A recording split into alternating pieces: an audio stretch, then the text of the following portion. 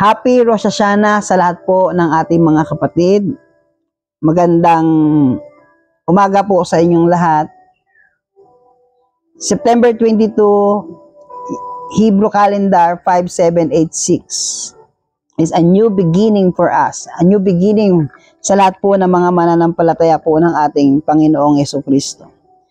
So this is Pastor Ronald. Shalom, shalom, shalom, shalom. Ngayong umaga po na ito mga kapatid, marami po tayong mapag-uusapan, marami po tayong mapag-aaralan para po sa Rosh Hashanah o New Year or Hebrew calendar. And I believe mga kapatid na hindi po ito pang Hebrew lang.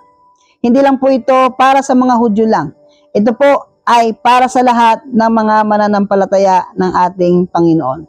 Sa lahat po ng naniniwala sa Panginoong Jesucristo, sa lahat ng mga tinubos ng ating Panginoon, ang Diyos po, ang Diyos ay may appointed time para sa lahat. And today, celebrating the Feast of Trumpets, celebrating the Feast of Rosh Hashanah, foreshadowing the second coming of Christ, mayroon pong season ang Panginoon sa atin. At ngayong Rosh Hashanah, mayroon pong mensahe ang Panginoon sa atin. Ngayong umaga na ito, pag-uusapan natin mga kapatid, kung ano yung season ng Rosh Hashanah. Ngayon pong 2025, at sa Hebrew po, ay papasok na po sa 5786. Ano po ba ang matututunan natin? Ano po ba ang season? Ano po ba ang kapanahunan ng Panginoon para po sa year Hebrew calendar 5786? Yan po pag-uusapan po natin. At napakahalaga rin pong malaman natin kung bakit sineselebrate, hindi lang dapat po ng mga Hudyo, ang Rosh Hashanah o yung Feast of Trumpets. Ang Feast of Trumpets po ay New Year po ito sa Hebrew. So now, ipapahayag ko po sa inyo yung tatlong bagay na itinuro sa akin ng Panginoon kung ano po yung mangyayari ngayong 5786. At gusto ko po siyang i-share sa inyo para maging aware din po tayo kung ano po ang mangyayari sa ating kapanahunan. Especially ngayong pong taon po na ito. Basahin ko lang po mga kapatid sa Genesis chapter 1. Genesis chapter 1, verse 14. Wait lang. Sinabi ng Diyos, magkaroon ng mga tanglaw sa langit upang mabukod ang araw sa gabi. Ito ang magiging batayan sa bilang ng mga araw, taon at kapistahan. Dito po sa Genesis chapter 1 verse 14, gumawa po ang Panginoon ng dalawang tanglaw. Ito po yung araw at ito po ay ang buwan. Ang araw at ang buwan po ay inilagay ng Diyos sa kalangitan para maging batayan. Maging tanglaw at maging batayan. Sa ibang versions po, ito po pagkakasabi. And God said, let there be lights in the firmament of the heaven to divide the day from the night, and let them be for signs, and for seasons, and for days, and years. So ito po ay para po sa signs, no? Ang araw at ang buwan ay para sa signs. Signs po ng ng seasons, sign ng days, sign ng years. So nalalaman po natin yung taon, yung buwan, yung mga araw, at yung kapistahan sa pamamagitan po ng mga tanglaw na ito, yung buwan at ng araw. Ngayon po, ang sabi po dito sa ibang version po, let there be lights in the expanse of the sky to divide the day from the night, and let them be for signs to mark seasons, days, and years. So, ang dahilan po kung bakit inilagay ng Panginoon ang buwan at ang araw para magtanglaw po sa mundo at para maging palatandaan, maging mark, maging sign po sa atin ng mga araw, taon at kapistahan. Nabanggit po dito yung word na kapistahan. Nasa English po ay seasons. Ito pong kapistahan po na ito, bakit nabanggit po ito sa Genesis chapter 1 verse 14? Yung word po na season sa Hebrew po, ang word po na pagkakagamit dito ay moed. Ang ibig sabihin po ng moed, appointed place, appointed time, appointed season, sacred season, banal na panahon, banal na araw, banal na meeting, at banal na signal. And that signal, ibig sabihin po mga kapatid, ang feast po ay appointed meeting, appointed time natin with our Creator. Oh my God, hallelujah. Mga kapatid, alam po ba natin na ang mga feast na ibinigay ng Panginoon, mamaya po pag-uusapan po natin yan, bakit it is not just the feast of Israel, but also the feast of the Lord. Bakit itong piyesta na ito ay dapat sineselebrate po ng lahat ng mananampalataya? Kasi hindi ito piyesta lang ng Israel. Bagamat ito po ay binigay ng Diyos sa bayang Israel para maging pattern, maging template. Pero ito pong feast na ito ay hindi lamang po para sa bayang Israel, kundi para po sa lahat po ng mga mananampalataya ng ating Panginoong Hesus. Sa ibang version po, ito pong pagkakasabi sa LSB, and God says, let luminaries be in the spans of the heavens to make a separation between the day and night. Then they have been for signs and for appointed times, and for days and years. So, ang ginamit pong word dito sa LSB is appointed times. Mga kapatid, ito pong Hebrew calendar, ang Diyos po mismo ang gumawa nito. Ang Diyos po mismo ang nagbigay nito para sa bayang Israel. So this Hebrew calendar is actually the calendar of the Lord. Paano ko po nasabi yan? Paano ko po ba nasabi na yan po ay calendar ng Panginoon? Alam niyo po sa Genesis chapter 1 verse 5, ang sabi po dito, and God called the light day, and darkness He called night, and the evening and the morning were the first day. Pansinin po ninyo, yung first day, second day, third day, fourth day, fifth day, sixth day, seventh day, nagsimula yung araw ng Panginoon sa evening, and the morning were the first day. Ang Diyos po nagsimula sa evening, papuntang morning. Tayo po, pag sinabi mo pong araw sa atin, nagsisimula tayo ng umaga, no? Pag kung kailan pumutok yung araw, yun yung day sa atin. Pero sa Panginoon po, ang day po ng Panginoon nagsimula po sa buwan. Kasi po ang Hebrew calendar po ay nakabase sa lunar, sa buwan po, sa moon. Ngayon po mga kapatid, ang kagandahan po dito, dapat nating maintindihan na ito pong Hebrew calendar po na ito ay redemptive calendar ng Panginoon. Ngayon pong panahon po na ito, September 22, we will celebrate ng 6 p.m. ang Rosh Hashanah. Akala po ng mga Kristiyano, ito po ay para lang sa mga Israelita. Hindi ho.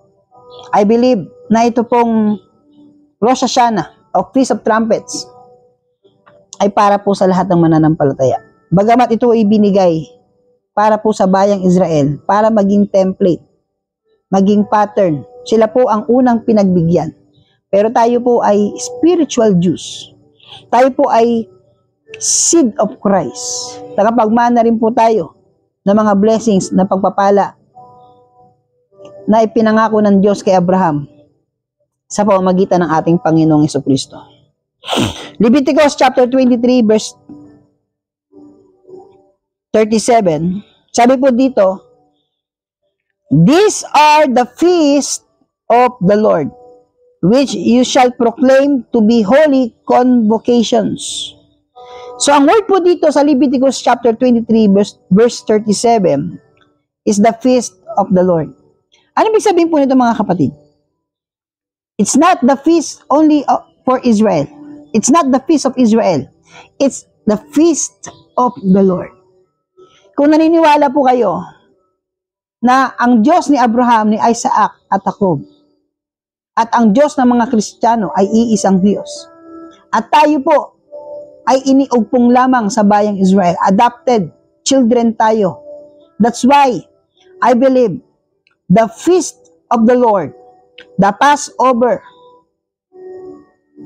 the first fruit, the unleavened bread, the first fruit, the Pentecost, the feast of Rosh Hashanah, the Yom Kippur, the Day of Atonement, and the Feast of Tabernacle, I believe, ay foreshadow ng redemption ng Panginoong Jesucristo. At dapat isineselebrate spiritually ng mga mananampalataya. Because Leviticus 23 verse 37, these are the feasts of the Lord. Alam niyo po, may mga season po ang Panginoon. May moment na season sa buhay mo na bagsak ka. At yung calendar ng Panginoon, ngayon pong Rosh Hashanah 5786, is a new beginning. Shana Tova. It's a new beginning. I believe that this is a new beginning. God is releasing new grace, new season, new appointed time, new restoration of your calling, restoration of your business, God's business in your life. Mamaya po, ipapahayag ko po sa inyo yung 3 bagay na sinabi sa akin ng Panginoon na mangyayari ngayon pong Rosh Hashanah. Bilang lingkod po ng Panginoon at spokesperson ng Lord, yun po yung aking trabaho. Ipahayag sa inyo kung ano po yung pinasasabi po ng ating Panginoon. Now, the Lord spake, Leviticus chapter 23 verse 1 and 2. Now the Lord spoke to Moses, saying, speak to the people of Israel and say to them, these are the appointed feasts of the Lord, that you shall proclaim as holy convocations. Ang ganda po ng pagkakasabi. Sabihin mo, sinabi ng Panginoon kay Moses, sabihin mo sa kanila, sabihin mo sa bayang Israel, ito ang aking mga pista, ang pista ng Panginoon, the feast of the Lord. The feast of the Lord. Very, very important mga kapatid to understand that the feast of God is appointed time to meet the Lord. Alam niyo po ako po, personally, during feast, every time po na merong feast, nagkakaroon po ako ng fresh revelation, fresh encounter with the Lord and with the Lord Jesus Christ. And those feasts are foreshadow ng mga darating sa hinaharap. And some of the feasts were already fulfilled by Christ. Meron po kasing major feast, no? At yung pinagsama mo yung major at minor feast na yon, meron pong 7 feasts of the Lord. Share ko lang po sa inyo yung feast of the Lord, yung 7 po. Yung una po yung tinatawag na Passover. Yung Passover po, ito po yung sa panahon po ni Moses kung saan sila po ay naglagay ng dugo sa hamba ng pintuan. At kumain po sila, nagdala sila ng tinapay na walang libadora. Yung moment po na yon na naglagay po sila ng dugo doon sa may hamba, ang sabi ng Panginoon, when I see the blood, I will pass over you. Kapag nakita ng anghel ang kamatayan, ang dugo doon sa may hamba, lalagpasan kayo. Kaya siya tinawag na Passover. Isa lang po ang kordero ng Diyos na namatay para sa ating katubusan. Walang iba po kundi ang Panginoon. So si Kristo po ay namatay during Passover. Yes. Si Kristo po, appointed time, exact time, namatay po ang Panginoong Jesucristo during the feast of Passover. So natupad na po yung unang feast, yung Passover feast, kung saan ang Passover is the fulfillment of the death of Christ. The death of Christ. Nung namatay po ang Panginoon, yung kanyang katawan ay inilagay po sa libingan. Nang nakalagay po yung katawan ng Panginoon sa libingan, yun po ay celebration ng Feast of Unleavened Bread, yung tinapay na walang libadora. At ang katawan po ng Panginoong Jesucristo mismo, ang katawang walang libadora, walang kasalanang katawan. So, na-fulfill po ng Panginoon sa magitan po ng kanyang kamatayan, sa magitan ng kanyang katawan, na nandoon sa may libingan, natupad po ng Panginoon yung pista ng mga tinapay na walang libadora. At during third day, nabuhay ang Panginoon. Ang anghel sa langit bumaba, binuksan yung malaking bato, inalis yung malaking bato, at na-resurrect po ang Panginoon, nabuhay po ang Panginoon. At nung nabuhay po ang Panginoon, that time is the celebration of the feast, first fruit. Celebration po nila ng first fruit. Si Kristo po, ang first fruit from the dead. Siya po ay nabuhay during first fruit. Mga kapatid, kaya nga po ang mga Israelita hanggang ngayon, hindi pa rin sila naniniwala sa Panginoon eh. Kasi bulag sila, hindi nila naintindihan. Yung mga fulfilled feast na ginampanan ng Panginoon at exact moment, exact time, exact day, exact feast, na-fulfill po ng Panginoon ang lahat ng ito. At ang sabi ng Lord, huwag kayong aalis diyan, sapagkat bababa sa inyo ang Espiritu. At sila po'y naghintay. Mula po nang na-resurrect po ang Panginoon, siya po ay nanatili pa po ng 40 days sa lupa at ipinahayag ang kaharian ng Panginoon, ang kaharian ng langit.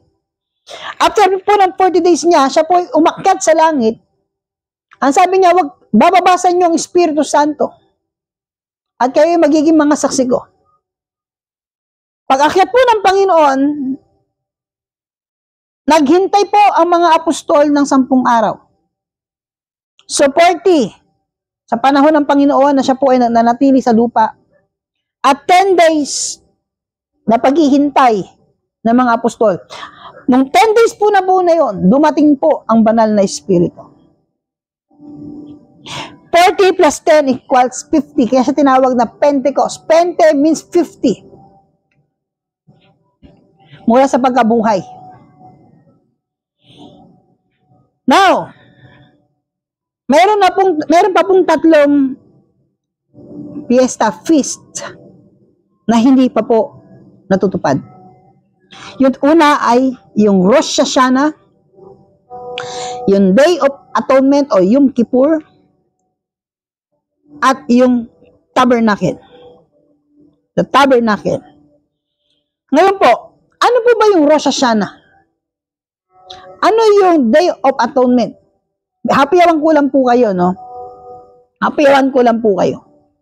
Yung Rosh Hashanah po occurs during the first day of Hebrew month of Tishrei, which typically falls in September or October on the Gregorian calendar. What it means about Rosh Hashanah? Rosh Hashanah literally translate to head of the year. Ito po yung New Year po nila. No? Naniniwala po ang mga Hudyo, traditionally, anniversary daw po ng creation. Ibig sabihin po, kapag sila po ay nagsa-celebrate po ng Rosh Hashanah, especially September 22 hanggang 24, yan daw po ay birthday po ng mundo. Ano ibig sabihin ng birthday ng mundo? Naniniwala po kasi ang mga Hebrew na ang nilikha ng Diyos ang mundo during Rosh Hashanah. And it's a foreshadow of the second coming of Christ. Kasi po ang Rosh Hashanah po, o Yom Teruah rin po tawag nila dito, Rosh Hashanah or Yom Teruah, is the day of blasting. Ito po yun, no? Blasting. Celebration. No? Shofar sound. Mga kapatid, Ang Rosh Hashanah, and spiritually, tumutukoy po ito sa trumpet.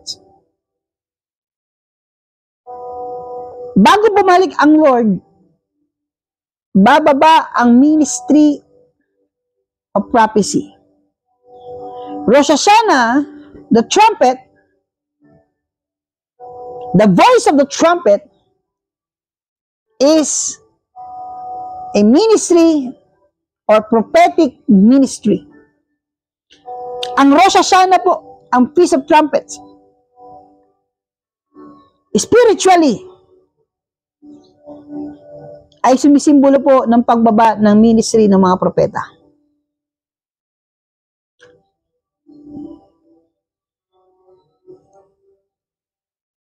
Yung Day of Atonement naman po, ito pong Day of Atonement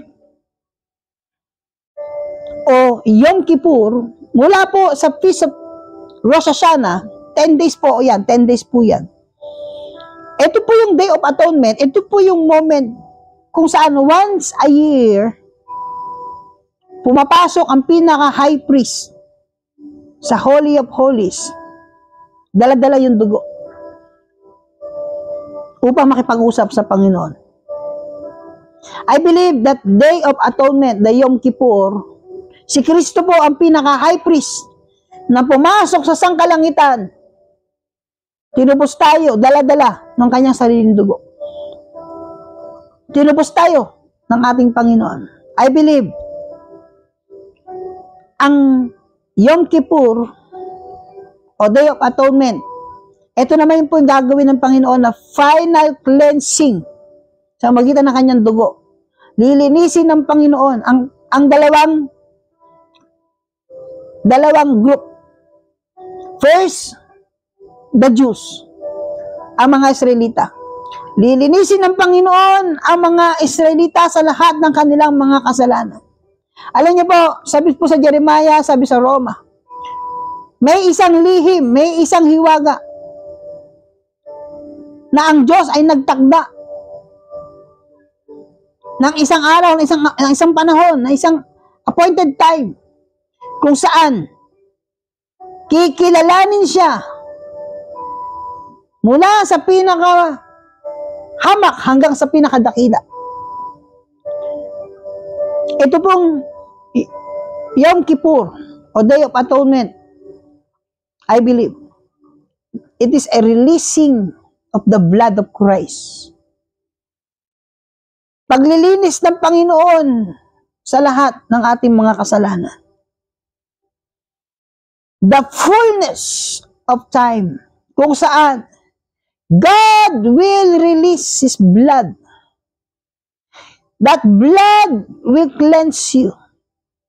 The Yom Kippur, kung saan iwiwisik ng Panginoon, wiwisik ng Diyos, as a high priest ang kanyang dugo sa lahat ng mga mananampalataya. What an excitement day ahead.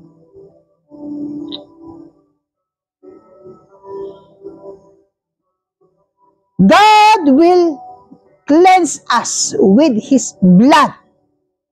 The Day of Atonement, ang araw ng pagtutubos ng Panginoon. Ang araw ng paglilinis ng Panginoon. Both Israel and the Christians. O rabakande yahande yabashika rabahande. The Rosh Hashanah is the gospel of the kingdom, where the Spirit of God will be poured out to all flesh, and we will prophesy. We will have a mantle of anointing of prophetic ministry, where we can speak, where we can declare, where we can prophesy. The Rosh Hashanah is the sound of trumpet, the anointing of the trumpet, the ministry of prophecy, to prepare the way of the Lord. It is the mantle of anointing of John the Baptist that will herald, prepare the way of the Lord. The anointing of John the Baptist, the anointing of Elisha, received by Elisha, received by John the Baptist, and now this generation will receive the mantle given to Elijah, transferred to Elisha, transferred to John the Baptist, and will be soon transferred for us. Be ready, brothers and sisters. That's why I declare today that the voice of the Lord, the voice of trumpet, shall be put in your throat, shall be put in your mouth, that you will prepare the way of the Lord.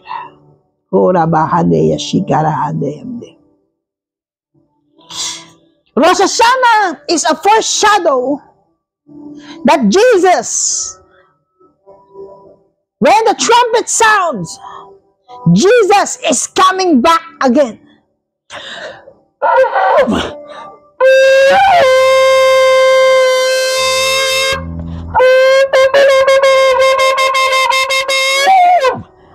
Prepare bride of Christ. Prepare bride of Christ. Prepare bride of Christ. Yeshua HaMashiach is coming back again. Yeshua HaMashiach is coming back soon to take you. Yeriyam num nabiyakande yakashukura bahandelei. Let the bride arise. Let the bride of Christ clothe yourself with righteousness. Clothe yourself with holiness. For the day, the high priest in the order of Melchizedek, the Lord Jesus Christ, will sprinkle his blood to all believers, both Jews and Christians. I declare today that you will receive the mantle of Rosh Hashanah, the mantle of prophecy, the prophetic mantle, and you will be covered by Yom Kippur, the Day of Atonement, the blood of the Lamb. The blood of the Lamb that will soon prepare us to meet the Lord in 1,000 millennial reign of Christ, which is the foreshadow of this called feast, the Feast of Tabernacle.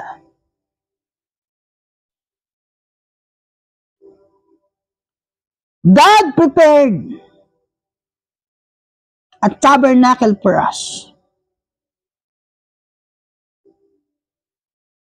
Kura bahanda rabashande. Kura bahanda rabaya karabashande. Mga kapatid, meron lang po akong gustong i-share sa inyo mga verses about the importance of trumpets. That's why in our ministry, we have this shofar. During worship, we sound shofar. During prayer, during intercession, we sound shofar. Sabi po dito, bilang chapter 10 verse 6, kapag nilulusob kayo ng inyong kaaway, the enemy, Satan, his demons, hipan ninyo ang trumpeta bilang hudyat upang tulungan at iligtas kayo ng Diyos ninyong si Yahweh. Alam niyo po, get shofar. When you are in trouble, when you are in your day of trouble, When the enemies is after you, and you're asking God for help, Isaiah said, make your voice like a voice of a trumpet. Humiyaw ka, katulad ng isang pakakak. Ito po ay ginagamit sa bayang Israel sa panahon na sila ay sinusugod ng kanilang mga kaaway. At ang sabi ng Panginoon, ang trumpeta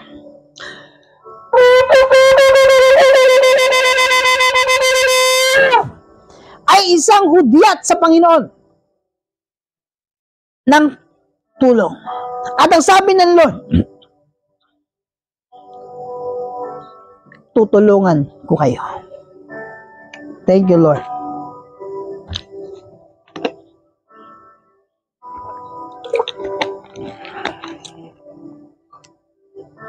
When you sound the trumpet,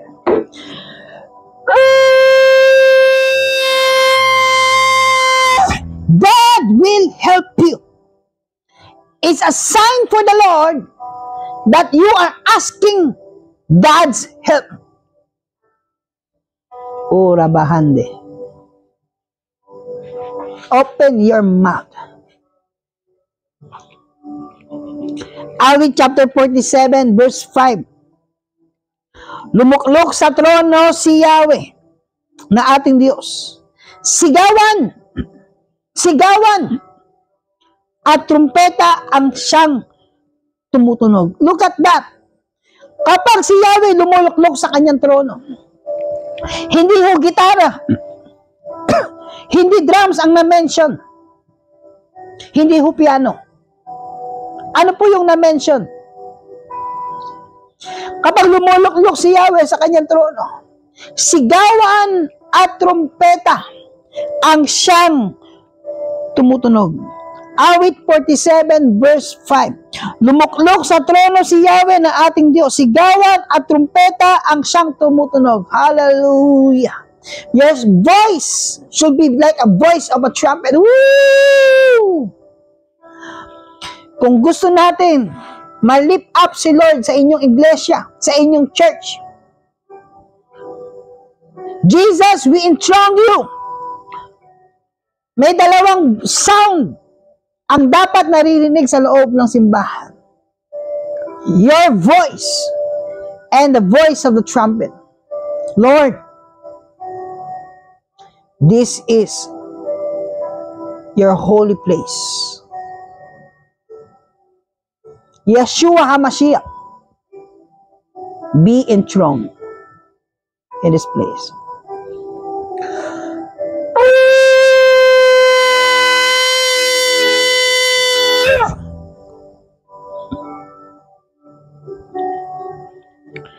Unang Korinto chapter 14 verse 8. At kung hindi malinaw ang tunog ng trumpeta, sino ang maghahanda sa pakikipaglaban?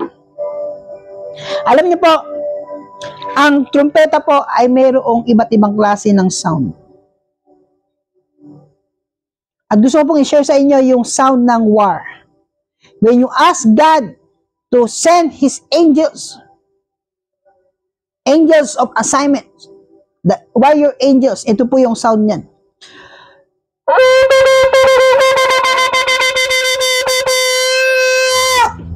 That's shibaring. Thank you, wonderful Jesus. Sabi dito, kung hindi malinaw ang tunog ng trompeta, paano makapaghahanda? So, trumpet, Rosh Hashanah, is a feast where we ask God to help us. Where we ask God to be enthroned, lumuklok sa kanyang trono. And this is Rosh Hashanah is a year of new beginning, a new season, marking of a new season of God. Those who are watching, sa lahat po ng mga nanonood sa akin, ngayong umaga na ito,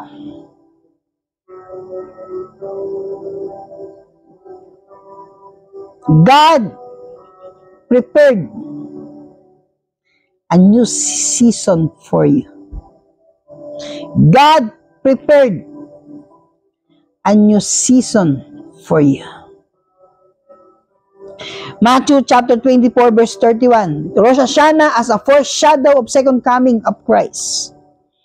Sa hudyat ng malakas na tunog ng trumpeta, susuguin niya ang kanyang mga anghel sa apat na sulok ng daigdig at titipunin nila ang mga hinirang mula sa lahat ng dako. It is the sound of the trumpet ang maririnig sa pagbabalik ng ating Panginoon. That's why I challenge you, brothers and sisters. I challenge everyone to have own shofar. During your prayer time, during intercession, during warfare, during worship, during prayer, have your own shofar. Now, this is God's calendar, 5, 7, 8, 6. Sa atin po, 2026, no? Dapat 2026 na. Kasi, nauna sila sa atin. No? Sa kanila po, ngayon po ay New Year po ng Hebrew. Now, 5, 7, 8, 6. 5 is a number of grace. 5 is a number of grace. 7 is a number of completion or fullness. 8 is a number of new beginning. Ulitin ko po new beginning. 6 is a number of man. Now, kapag ginumbled words mo siya, ito po ang lalabas. The new beginning of fullness of grace given to man. Yun po yung mabubuong sentence. 5 is grace, 7 is fullness, 8 is new beginning, and 6 is man. Bakit po 6 is man? Kasi po ang tao po, nilikha ng Diyos ay ka-6 na araw. Ang number 6 po sa Biblia, gematria number, is a number of man. Kaya pansinin niyo po sa John chapter 2, mayroong 6 na tapayan, 6 na tapayan. Gawa sa putik ang tapayan, gawa sa lupa. 6 na tapayan. Ang tao gawa sa putik, gawa sa lupa. Sabi daw, punuin ninyo ng tubig. At ginawang alak ng Panginoon. Ito po yung pagbabago na gagawin ng Panginoon, a natural man. Gagawin ng Panginoon as divine. Katulad niya. So now, 5 is number of grace. 7 is fullness. The fullness of grace. The new beginning for man. So this season, no? Mamaya po, share ko po yun sa inyo. May 3 bagay na gusto ko pong ipahayag sa inyo na sinabi sa akin ng Panginoon ngayon pong September na onwards, starting po ngayong September onwards. Now,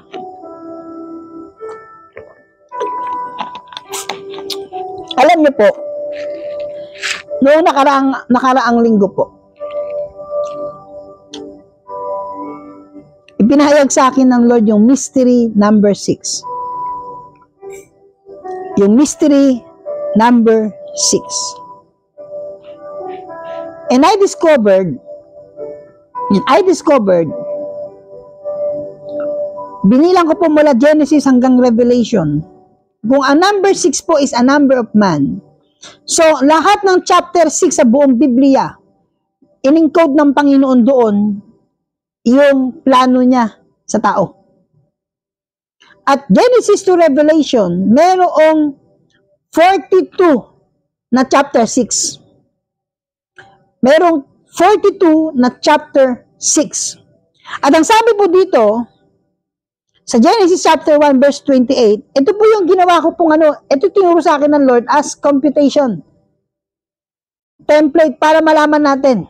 Sabi dito, Genesis 1:28, and God blessed them, and God said unto them, be fruitful and multiply.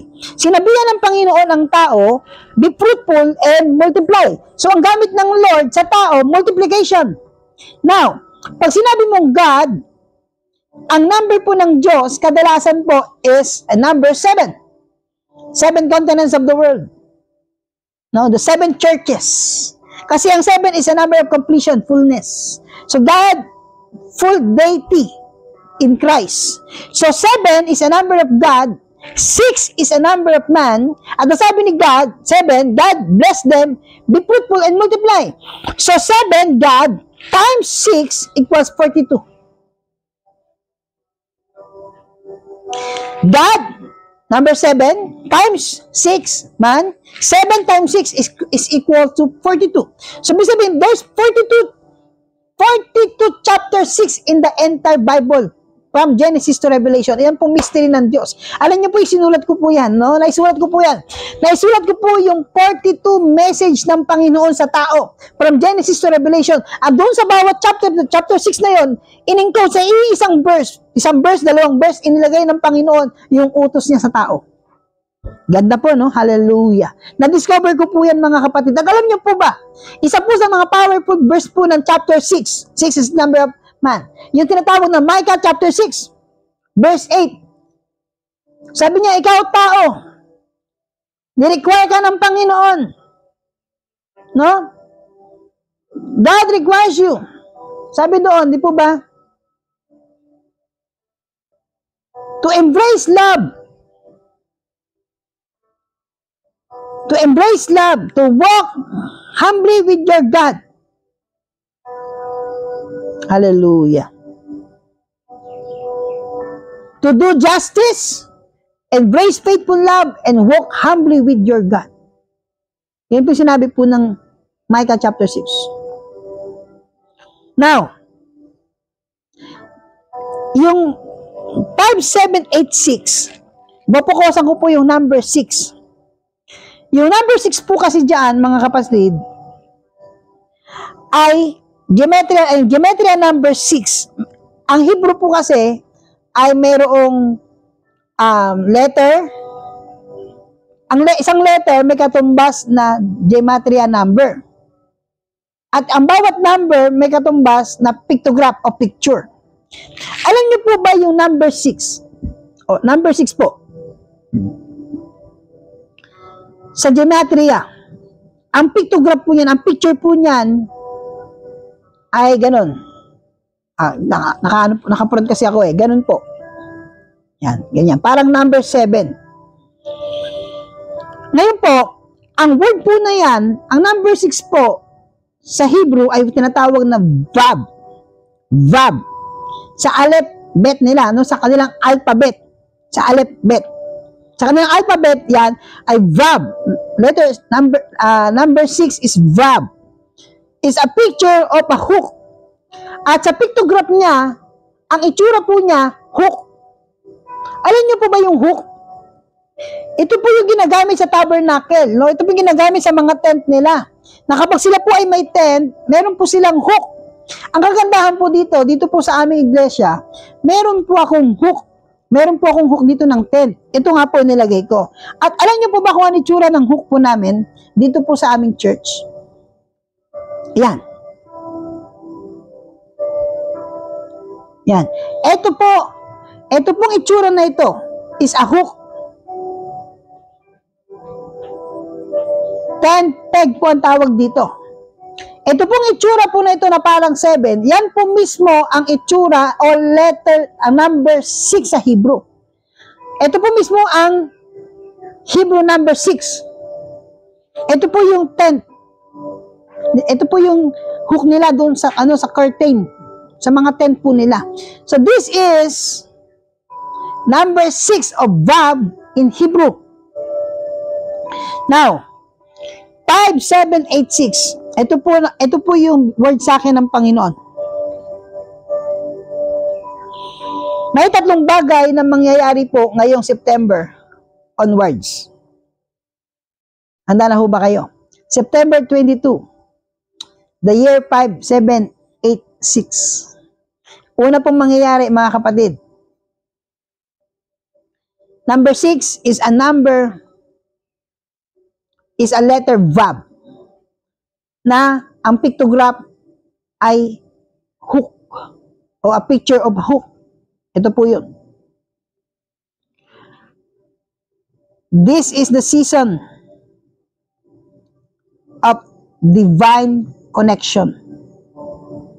Ano po ibig sabihin ng divine connection? Ito pong hook na ito, ginagamit po ito sa tent. Ito po ang sabi ng Lord sa akin kanina. Ito po yung verse para sa Rosh Hashanah 5786, September 22. This onwards, ito ang word ng Panginoon. Sa iyo, sa akin, sa lahat ng mananampalataya. Isaiah 54 verse 2 and 3. Enlarge the place of your tent, and let the curtains of your habitations be stretched out. Do not hold back, lengthen your cords, and strengthen your stakes, for you will spread abroad to the right and to the left, and your offspring will possess the nations, and will people the desolate cities. Gumawa ka ng mas malaking tolda, laparan mo ang kurtina niyon, huwag mong lagyan ng hangganan ang dakong iyon, pahabain mo ang mga tali, ibaon mo ng malalim ang pantulos. Ito po yun. Pantulos. Ito po yung verb. Ito yung hook. Ito po yung tent peg ng Hebrew calendar New Year Rosh Hashanah 5786. Ito po yun. Ibaon mo ng malalim ang pantulos sapagat kakalat kayo sa buong daigdig. Mga kapatid, Rosh Hashanah ngayon pong September 22. Mark this September 22. Appointed time, moed of God. Genesis 1:14, the appointed time of the Lord. Appointed time, appointed meeting with the Lord. Ang sabi ng Panginoon sa iyo, stretch forth your curtains. Enlarge the place of your tent. So, ko po yan nakalagay, Yan, no? Boundary makers. Enlarge the place of your tent. Ito na po ang season kung saan i-spread ka ng Panginoon. Palalawakin ng Panginoon ang nasasakupan mo. Bibigyan ka ng Lord ng divine connection. Bibigyan ka ng Lord ng divine connection. Iko-connect ka ng Panginoon sa mga taong may connection sa destiny mo. Iko-connect ka ng Lord sa business. Iko-connect ka ng Lord sa mga tao na magiging open door for you. And I declare that this is the season kung saan i-enlarge ng Panginoon ang territory mo. Hura bakanda yashande. Isaiah 54. Do not hold back. Lengthen your cords. Strengthen your stakes. For you will spread abroad to the right and to the left. I declare and I prophesy today, Rosh Hashanah, kapatid, in the name of Jesus, God will enlarge the place of your tent. Palalawakin ng Panginoon ang iyong tagumpay. Palalawakin ng Panginoon ang iyong knowledge. Divine connection in the name of the mighty name of Jesus. Divine connection in the mighty name of Jesus. Genesis 32, verse 2. Kaya sinabi niya, ito ang hukbo ng Diyos. Basahin ko na po muna, Genesis 32, verse 1 and 2. Nagpatuloy si Jacob sa paglalakbay at sinalubong siya ng mga anghel ng Diyos. Kaya sinabi niya, ito ang hukbo ng Diyos. Kaya tinawag niyang Mahanaim ang lugar na iyon. Alam niyo po, nung naglalakad na po si Jacob, papunta sa kanyang kapatid, natatakot siya kung anong mangyayari. Baka patayin siya ng kapatid niyang si Esau. Pero bago niya pumamit si Esau, nagpakita po sa kanya ang isang anghel ng Panginoon. Sino po yung anghel na ito? Tinawag niya itong Mahanaim. Na ang ibig sabihin po ng Mahanaim, dalawang kampo. At I believe that that angel is the angel of divine connection. What do you mean about divine connection, mga kapatid? Kung saan yung taong galit sa iyo, ikaw connect ka ng Panginoon. It's the anointing na i-connect ka doon sa mga taong galit sa iyo for restoration. God will restore you. God will restore the relation. Alam niyo po ba yung word na Bab ay nagamit din po sa Genesis chapter 1 na heaven and earth kung saan pinagsama ng Diyos yung langit at lupa sa word na Bab. Alam niyo po yung Bab is a connection.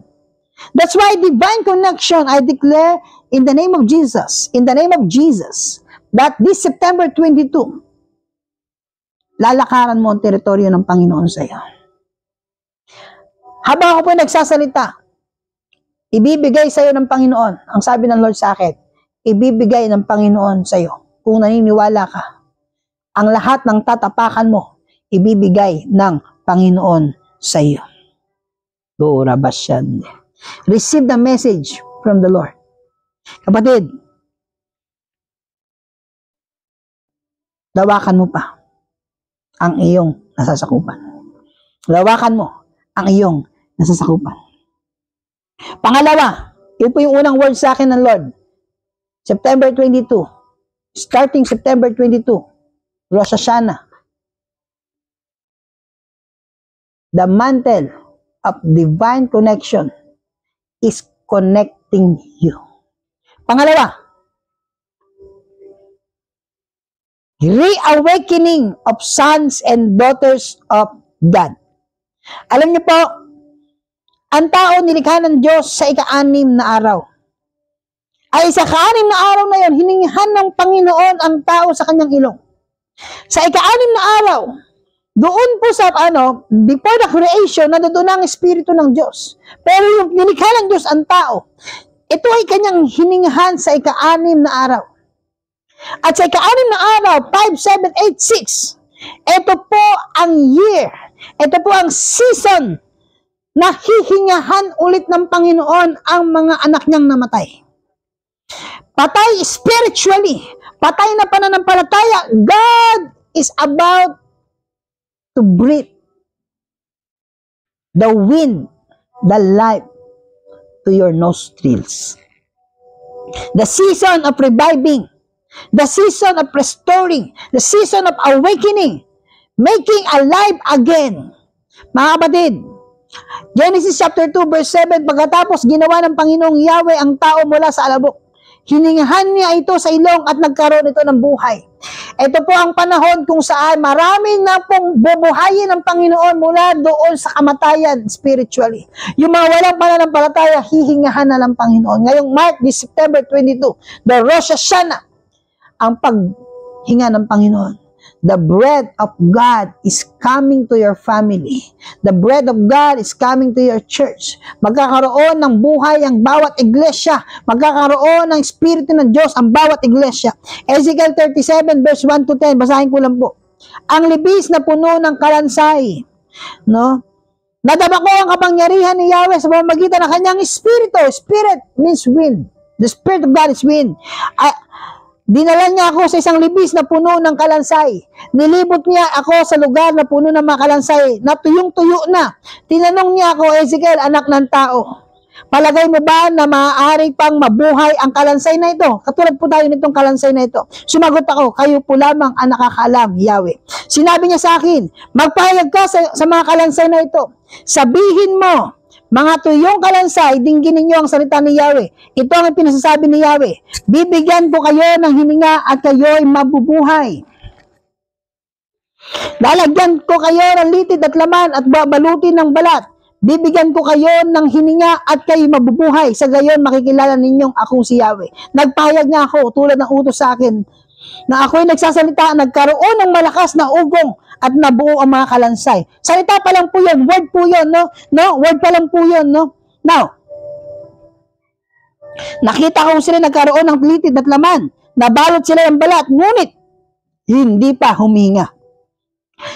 Mga kapatid, pwede tayong mag-gather, pero kung wala ang hininga ng Panginoon, wala tayong buhay. Sinabi sa akin ni Yahweh, Ezekiel, anak ng tao, tawagan mo ang hangin sa lahat ng dako, the north, south, east, and west, the four winds of God. Sabihin mong ipinasasabi ko, hangin, hingahan mo ang mga patay na ito upang sila'y mabuhay. Nagpahayag nga ako at ang hangin ay pumasok sa kanila. Nabuhay nga sila at nang magtayuan, sila'y ubod ng dami parang isang malaking hukbo. Mga kapatid, the north, south, east, and west, hihingahan ng Panginoon ang buong mundo para buhayin ang mga taong nakalaan para sa Kanya.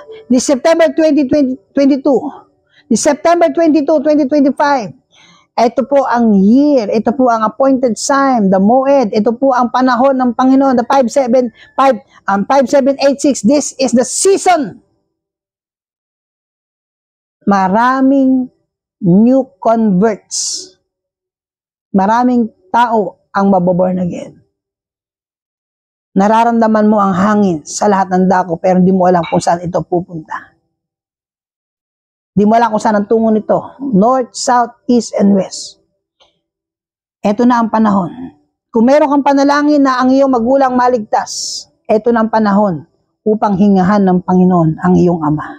Hingahan ng Panginoon ang iyong mga anak. Hingahan ng Panginoon ang iyong iglesia. Lord, I declare, we declare, let the breath of God come to my family. Come to me, Lord. Hingahan mo ako, Lord. Hingahan mo kami, Panginoon. Sa gayon, kaming mga patay spiritually. Kami, Panginoon, na mga nanghihina, ang mga churches na nanghihina. Buhayin mo, Panginoon. Let the Holy Spirit come in this place. Let the breath of God, let the Spirit of God blow, blow, blow like a mighty rushing wind. Mga kapatid, John chapter 20 verse 19 to 22.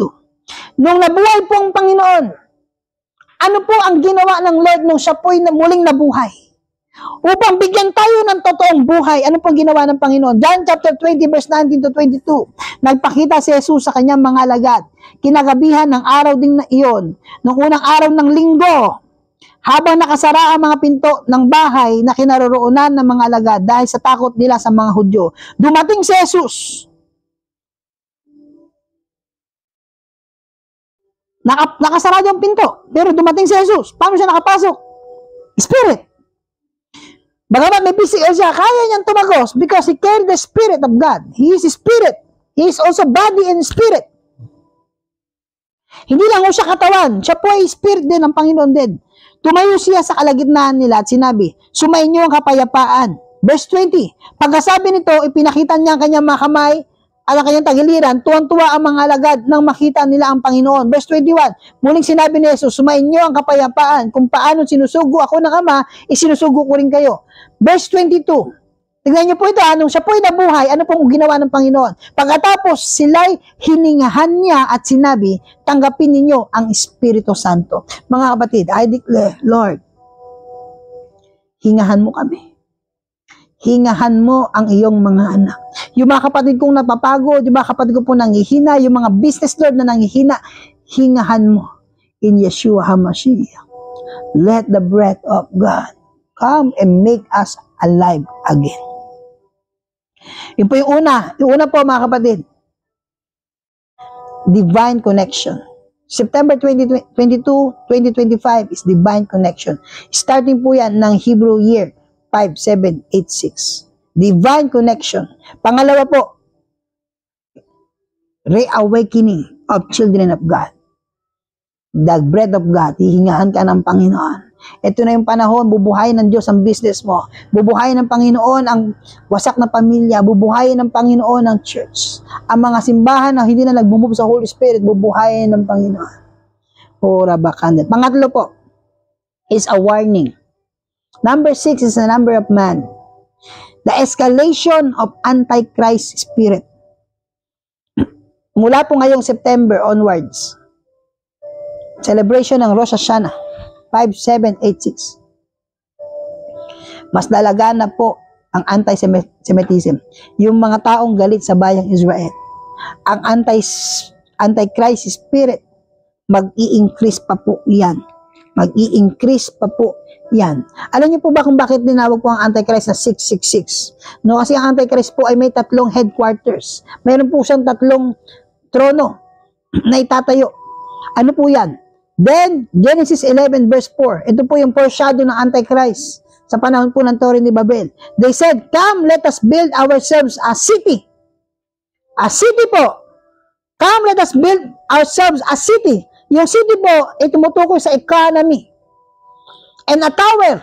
Tower po, tumutukoy sa prayer or religion with its top in the heavens. And let us make a name. Name is a politics for ourselves. Lest we be dispersed over the face of the whole earth. So may tatlo po siyang trono. May tatlo po siyang headquarters. Kaya siya tinawag na 666. Yung una po, economy. Hahawakan ni Antichrist ang ekonomiya ng bansa, ng mga bansa. Pangalawa, religion, tower. Hahawakan ni Antichrist ang bawat religion. One world religion. Pangatlo, make a name. Politics. Hahawakan ni Antichrist ang politika. So, hahawakan niya po ang ekonomiya ng bawat bansa. Hahawakan niya po ang relihiyon at hahawakan niya po ang politics. Kaya siya tinawag na 666. Mga kapatid, alam niyo po, ngayon pong panahon po natin, we use AI. Ngayon pong panahon na ito, we use AI. And that AI will be a weapon in the hand of Antichrist. Lalagana pa po ang artificial intelligence. At naniniwala po ako sa Daniel chapter 2 verse 33. Bagamat ang mga ibang theologian hindi po naniniwala. Naniniwala sila ito ay nangyari na po sa nung panahon sa mga bansa. Sabi Daniel chapter 2 verse 33, ang mga binti ay bakal at ang mga paa ay pinaghalong bakal at putik. Alam niyo po, naniniwala po ako na tinatawag na repetition of prophecy. Ibig sabihin po, may iba't ibang klase ng repetition. May iba't ibang klase na uulit po kasi ang prophecy po. Ang fulfillment ng prophecy na uulit po siya hanggang sa makuha niya yung pinaka-fulfillment po, mga kapatid. I give you an example. Si Moses po, siya po ay bata during that time. Siya po iniligtas. Pinagpapatay yung mga bata. Foreshadow po yun ang mangyayari sa New Testament. And I believe ito pong Daniel chapter 2 verse 33. Bagamat ito po yung nangyari sa mga kingdoms. Pero ang last kingdom po, kaya po sa paa ito nakalagay. Yung paa po ay putik at bakal. Tumutukoy po ito sa last generation. Tumutukoy po sa last days. The last days kingdom. Ang putik at bakal po, bakal at putik, pinaghalong bakal at putik, tumutukoy po ito possible in artificial intelligence. Alam niyo po, nagkaroon po ako ng encounter. Karoon po ako ng vision. During that time po, hindi ko pa ito pinag-aaralan artificial intelligence po nito. Nagkaroon po kami ng prayer sa isang bahay po, sa isang kapatiran po namin. Habang ako po ay nanalangin, nakita po ko ng isang pangitain. Nakita ko ng isang lalaking religious person. Sabi ko po siyang religious person kasi sabi sa akin ni Lord, relihiyosong tao yan. Yung mukha po ng tao na yun, naka-smile po siya. Mukha po siyang maamong mukha. Pero po yung kanyang kalahating mukha, Android. Sabi ko, bakit gano'n? Yung kalahati sa kaliwa, tao. Sa kanan naman, Android. Bakit gano'n? Hindi ko naman ito iniisip. Bakit nakakita ko na ganitong klase ng pangitain? And then, the Lord spoke to me, study artificial intelligence. Study robots. Then I realized, yan po ang gagamitin ni Antichrist ngayong last days. Kaya ingat po tayo. Yung isa pong kapatiran, ginawa niya po ko ng artificial intelligence na ako po ay kasama ko si Jesus Christ. Okay pa yun, no? Okay pa yun, no? Medyo ay, pero yung mga magiging katulad ka ng dragon, gatong artificial intelligence na ganun, eh mag-ingat po tayo. Amen. Ikalawang Thessalonica chapter 2 verse 3 and 4. Huwag kayo magpapadaya kanino man sa anumang paraan. Hindi darating ang araw ng Panginoon hanggat di pa nagaganap ang huling paghihimagsik laban sa Diyos at ang paglitaw ng suwail na itinakda sa kapahamakan. Itataas niya ang kanyang sarili at kakalabanin ang lahat ng kinikilalang Diyos at sinasamba ng mga tao. Uupo siya sa templo ng Diyos at magpapakilalang siya ang Diyos. Ito po si Antichrist. Kaya naniniwala po ako, maaabutan natin si Antichrist bago po tumunog yung trompeta. Bago po dumating ang Panginoon. Let no one deceive you, in English po. In any way, for that day will not come. Hindi na po darating ang Panginoon unless the rebellion comes first. Darating muna yung rebellion, darating muna si Antichrist. Ang linaw po eh, and the man of lawlessness, ang tawag po kay Antichrist, man of lawlessness is revealed, the son of destruction. So lawlessness, who opposes and exalts himself against every so-called God or object of worship, so that he takes his seat in the temple of God, proclaiming himself to be God. Lahat po ng Diyos-Diyosan, lahat po ng Diyos, kakalabanin po yan ni Antichrist. Kasi siya po, ituturing niya sarili niya na Diyos. So ito po mangyayari po mga kapatid, bago po dumating ang Panginoon. Ihanda po natin ang ating mga sarili. The escalation of Antichrist spirit is coming globally. Mula po ngayong September 22, 2025. Mga kapatid, dito na po ako sa summary ko. May 3 words sa akin ng Panginoon. Divine connection. God will connect you to fulfill your divine destiny. Reawakening. Bubuhayin ng Panginoon ng mga nanghihina. Revival is coming. The bread of God is coming globally. The third, the escalation of Antichrist spirit. Yung mga anti-Jews, anti-Semitism is escalating right now. Mga kapatid, bago po ako magtapos, I just want to pray. Gusto ko po manalangin. Gusto ko po mag-pray. I want to pray. Lord,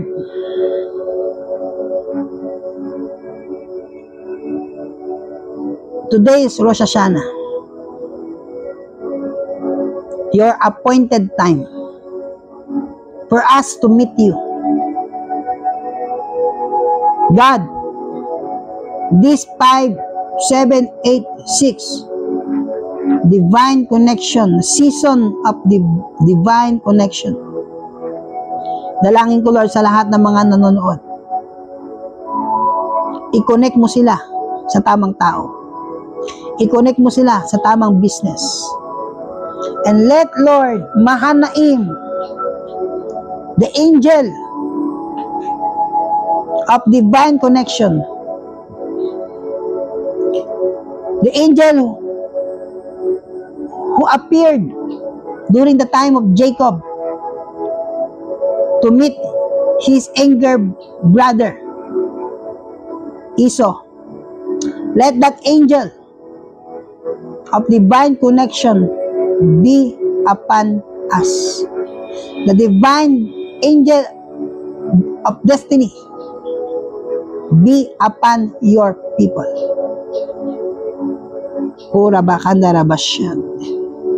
I declare ngayong umaga na ito, ngayong araw na ito, i-connect ka ng Lord sa tamang tao, sa tamang business, at lahat ng paniniwalaan mo, ibibigay sa iyo ng Panginoon.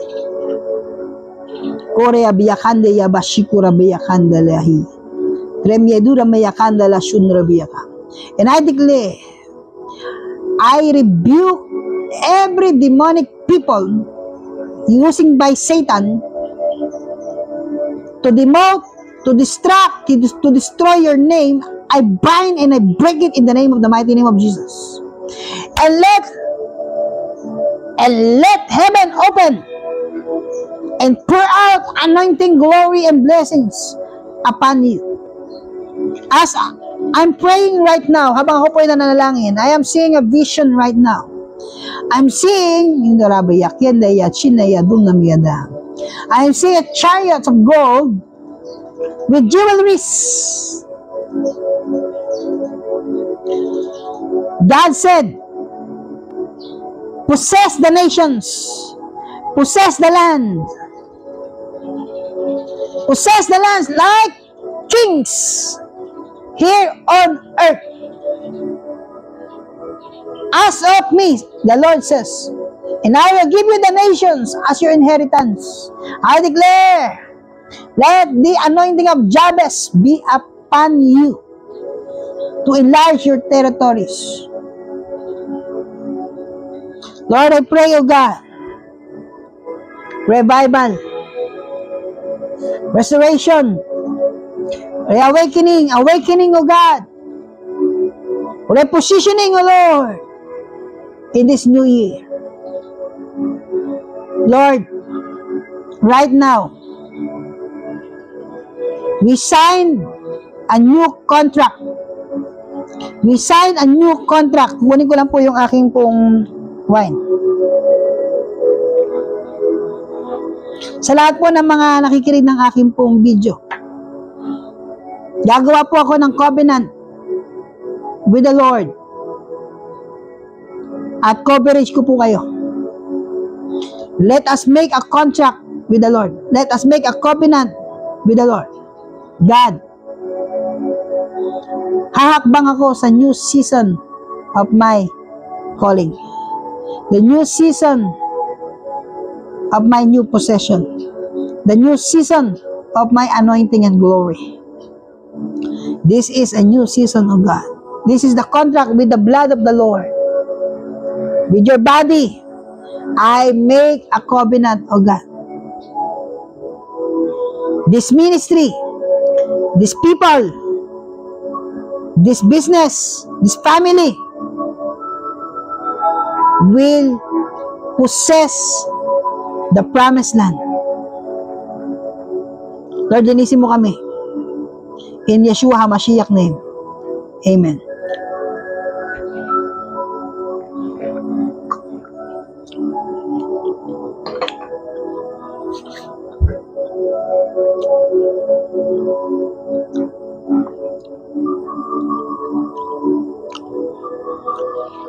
Ulitin ko po yung verse. Genesis chapter 32, verse 1 and 2. Humanda si Jacob na salubungin si Esau. Nagpatuloy si Jacob sa paglalakbay at sinalubong siya ng mga anghel ng Diyos. Mahanaim ang tinawag sa lugar na yaon. Ang ibig sabihin po ng Mahanaim, the two camps. Dalawang kampo. Alam niyo ba yung dalawang kampo na yan? From the camp of Michael, the camp of Gabriel. God will send His two company of angels to help you. Isang warrior angel, isang angel of messenger. Kaya ako po ito na-mention sa inyo, bago po ko mag-live, I saw angels. I saw angels of the Lord. Nakita ko po yung anghel ng Panginoon na sinamahan po ako. Oriya biyakan. I'm even seeing them right now sa akin pong harapan. He's an angel. Hallelujah. There's also an angel of fire. The Lord bless you. The Lord keep you. The Lord make His face shine on you and give you shalom. Father, right now, in the name of Jesus, we declare, O God, let your glory come to your people. Let your glory, O God, come to your people. Oh, Rabaya Kanda. Let Joshua generation come to your people. Go, Rababa Shikira Rababa Shandriyahande. Yendi Yanam Yaduka Rabia Kanderiyahi. Oriamyana Rabakande Yadia Shukundariyahandeya. Kumda Biakandariya Hindaria Biakandum. Lekiyayum Namyaka. Lord, salamat. Lord, we ask even the angel, the seraphim, come to our church and stay in our church. I speak revival in the name of Jesus. In the name of Jesus, I speak revival in the name of Jesus. May the Lord bless you. Thank you, Lord. Lord, as us blow this shofar, bigyan mo ng new beginning ang church na ito. Bigyan mo ng new beginning of new season ang mga kapatid namin sa Panginoon. Bigyan mo kami, Lord. Let the bread of God, let the revival, let the glory, anointing, revival, holiness and righteousness be upon this place. In Jesus' name.